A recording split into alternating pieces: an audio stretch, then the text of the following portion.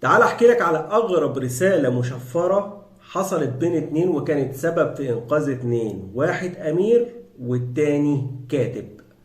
ولا تقول لي بقى لغة مورس ولا يعني حبر سري ولا اي حاجة تاني خاصة بعالم الجاسوسية. الرسالة دي سجلها التاريخ وخلتنا كمان نقول في مصر وفي الوطن العربي اصل الحكاية فيها ان.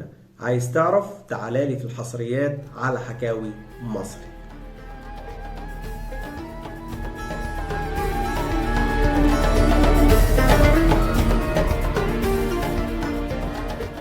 مصري. دايما بنسمع وبنقول لبعض اصل الحكايه دي فيها ان، لما تكون بيراودك شك في كلام اللي متقالك او الرساله اللي مبعوتها لك او في تفصيله كده يعني لفتت نظرك وخدت بالك قوي قوي ان الموضوع ده مش عادي، لا وراه الحكايه فيه حكايه. لما انت بتعرف من الحدوته ان في حاجه مش مظبوطه.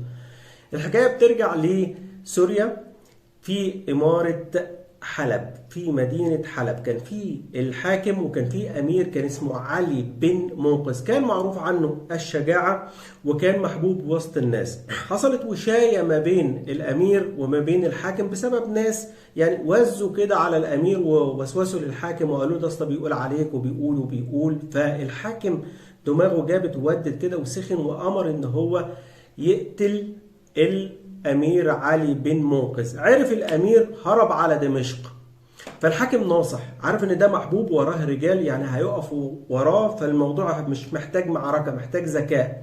فبعت له رسالة يعني يستقطبوا بيها كده، يعرف يجيبه بالحيلة. فخلى الكاتب بتاعه يكتب له رسالة معناها يا سيدي تعالى ده بلدك، يعني ده مصارين بطن بتتعارك، ما تقلقش مني. رسالة كلامها كله طيب. مين فقس الحيلة ومين عرف نوايا الحاكم؟ الكاتب. فكتب كل اللي قال له عليه الحاكم لأنه مش هيقدر يعترض، لكن زي الرسالة بعبارة هو ده شفرة مورس، وهي دي الرسالة المخابراتية الجاسوسية، ولكن كان فيها حسن نية عشان يقول للأمير خلي بالك ده انت هتموت. كتب له إن شاء الله تعالى. إن دي اللي في الرسالة هي إن بتاعت إن وأخواتها بتاعت النحو. ولأن الأمير ذكي وحافظ لكتاب الله سبحانه وتعالى وعنده بصيرة كده، أدرك إن الرسالة دي فيها إن.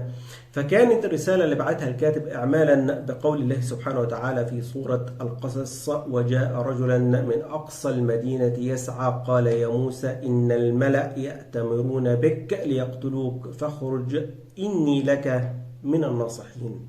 صدق الله العظيم. فهمها الأمير، راح بعت رسالة للحاكم بيقول له شكرا على كلامك الطيب وعلى حسن نواياك، وكمان بالمرة وهو ده الأساس بيطمن الكاتب إن الرسالة وصلت له. فبعت الرسالة مذيلة بعبارة إن الخادم المقر بالأنعام.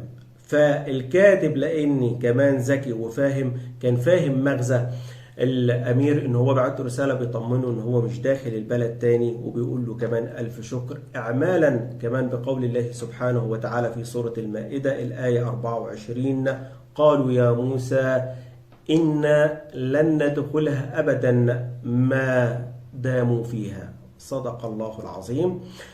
ده دليل على لغة المثقفين الفاهمين الواعيين. ده مش كمان بوستات كده بتتحط على الفيس وخلاص، ويعني ورسائل بنبعتها لبعض وستوري والحدق يفهم والاهتمام ما بيطلبش. لا، ركز في كل كلمة بتقولك علشان أكيد الكلمة ليها معنى. هنا الكلمة ليها معنى وقوة. وده اللي أنا عايز أقوله في رسالتي. ركز في كلامك لأن أحيانا بيبقى الحكاية فيها إن. اشوفكم في فيديو جديد بحصريات جديدة على حكاوي مصر.